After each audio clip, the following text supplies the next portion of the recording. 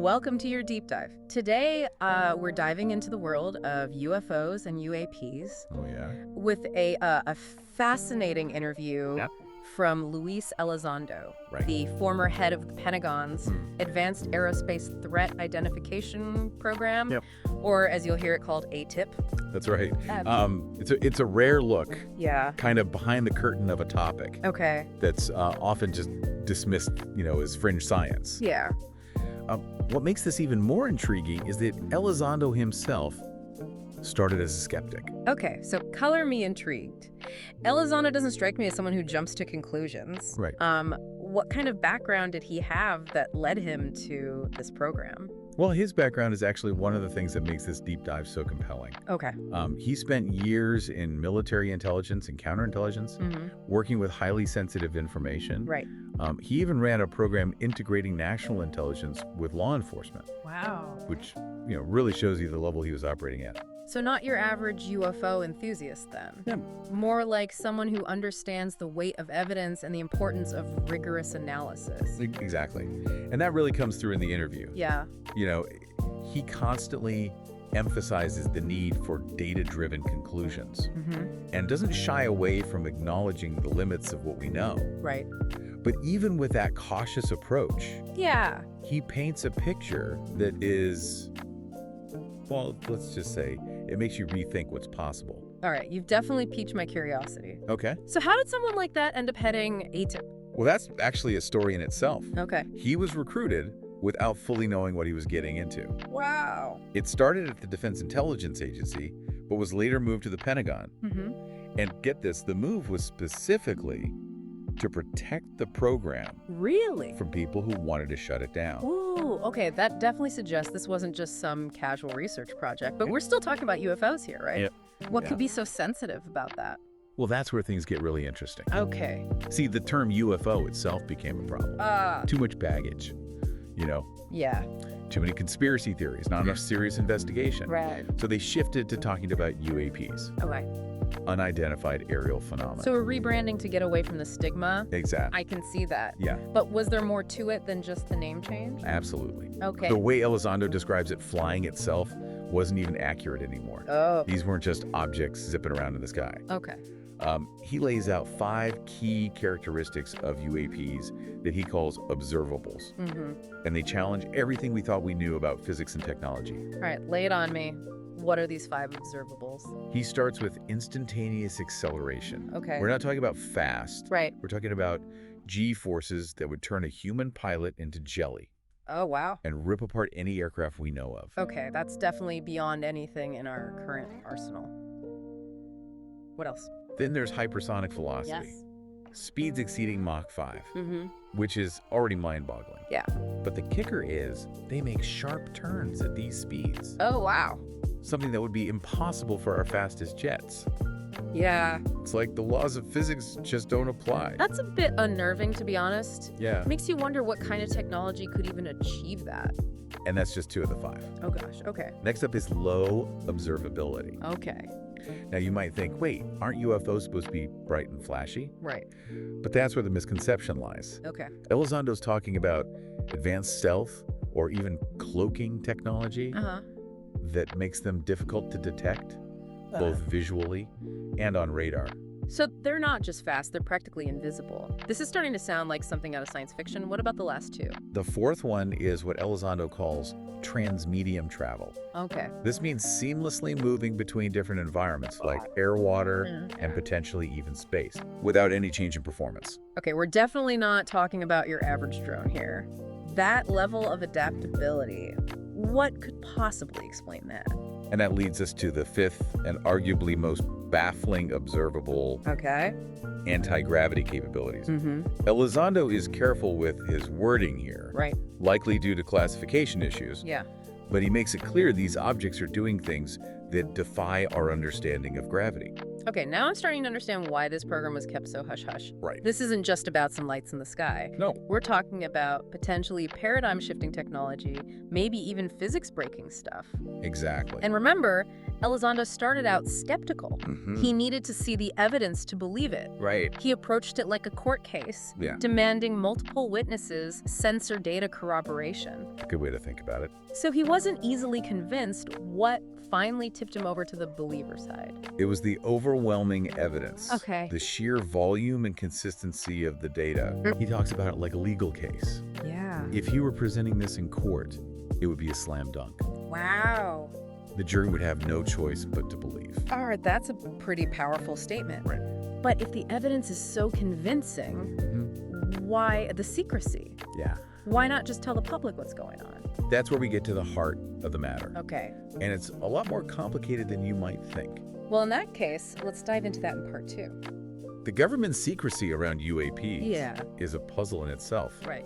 And Elizondo offers some pretty thought-provoking insights into why they've been so reluctant to share what they know. So it's more than just wanting to avoid a panic. Oh, much more. Okay. Elizondo kind of takes us back to the Cold War, a time when the focus was solely on the Soviet Union. Right. Anything else, even something as potentially significant as UAPs, Yeah. could have been seen as a distraction, Right. maybe even a sign of weakness to our adversaries. So kind of like tunnel vision. Yeah. So focused on one enemy that they missed what might have been right in front of them. That's one way to put it. Okay. But even beyond the Cold War mindset, Elizondo highlights the very real fear of public panic. Yeah. Imagine the potential impact on religions' economies, Right. even just basic trust in institutions, if the reality of UAPs was suddenly confirmed. That's a valid point. Yeah. But wouldn't ignoring the issue potentially make things worse, especially if some of these UAPs pose a threat? That's precisely the dilemma. Right. And Elizondo doesn't shy away from the potential dangers. Okay. He brings up cases of individuals, even military personnel, Okay. who have been injured. Wait, seriously? Injured? As in physically harmed? Yes. Wow. And he even mentions that some are receiving government disability payments because of it. Right. Which, if you think about it, is a tacit acknowledgement of something happening. Right. Even if they're not publicly admitting the cause. Okay, now that's a bit unsettling. Yeah. But why keep it all under wraps? Is it just a case of not wanting to spook the public? Well, Or is there something more going on? Elizondo suggests there's a Yeah. complex web of reasons. Okay.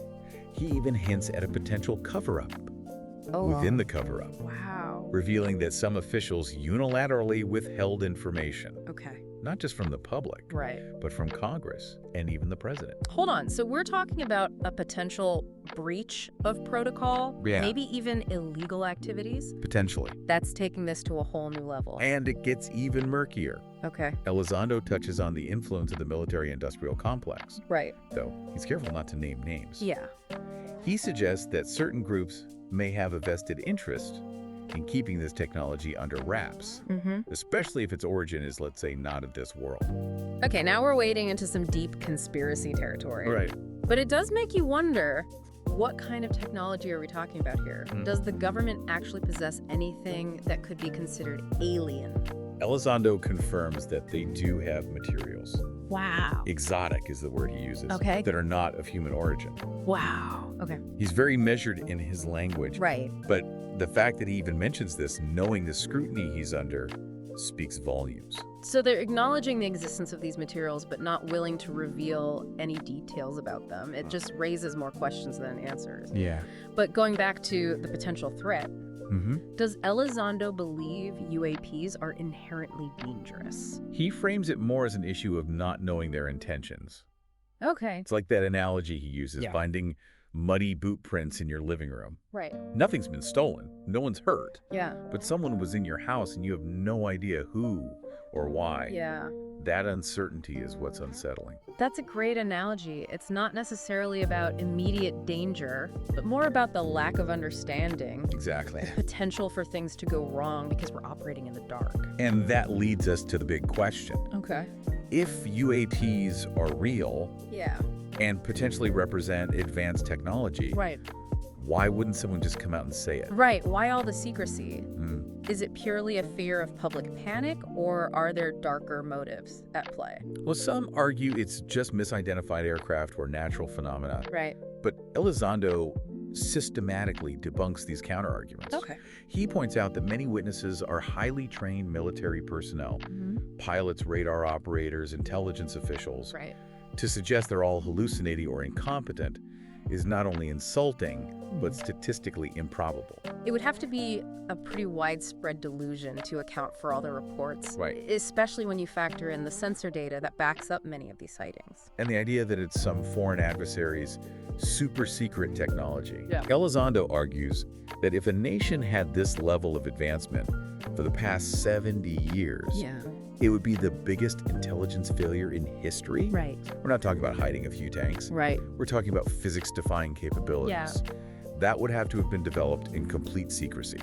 Okay, so not mass hysteria and not some secret Russian or Chinese program. Right. So what's the alternative? That's where Elizondo challenges us to consider possibilities that might be outside our comfort zone. Okay. He reminds us that we perceive the world through a very limited set of senses. What if there are entire realms of reality Right. that we're simply not equipped to detect or understand? It's a humbling thought, realizing how much we don't know. Right. We think we're so advanced, but we're probably just scratching the surface of what's really out there. He even uses that famous pale blue dot photo as a visual aid. Oh, yeah. You know, the one taken by Voyager 1, Yeah. where Earth looks like a tiny speck lost in the vastness of space. Oh, yeah, I've seen that one. Yeah. It really puts things into perspective. Right. It makes you feel pretty insignificant. Exactly. Yeah. And Elizondo's point is that our anthropocentric view, the idea that we're the center of everything, Right. may be blinding us to the bigger picture. Yeah. What if life exists in forms that we can't even fathom? Okay, that's a pretty mind-blowing concept. Yeah. So if we're not alone and these UAPs are potentially evidence of that, what are the implications? That's a question Elizondo wants us to grapple with. Right. He doesn't claim to have all the answers, but lays out various possibilities. Okay. Maybe they're monitoring us, concerned about our technological development. Right. Maybe they're studying us, Yeah. like scientists observing a new species. That's a bit creepy, but also kind of exciting. Yeah. Imagine being on the verge of a discovery that could redefine everything we thought we knew about the universe. It's definitely a lot to process. Right. And we're just getting started. Well. Elizondo gets even more personal in the next part of the interview, Okay. sharing how this experience has impacted him, not just professionally, Yeah. but on a deeper, more personal level. All right, well, in that case, let's dive into that in part 3. So we've talked about the evidence, the potential dangers, Yeah. government secrecy. Right. But what about the man behind it all? Yeah. What kind of toll does this take on someone like Luis Elizondo? You can definitely hear a change in his tone when he starts talking about the personal side of things. Yeah. He's incredibly passionate about sharing this information. Right. But it's clearly come at a price. Well, he's risking a lot by speaking out right. Oh, absolutely. He's challenging powerful institutions, Yeah. potentially putting his own safety on the line. Right. That can't be easy. He actually mentions living in a remote location Really? with armed security and guard dogs. Wow. He even recounts being put on an ISIS kill list Oh my God. because of his work at Guantanamo Bay. Wow, that's intense.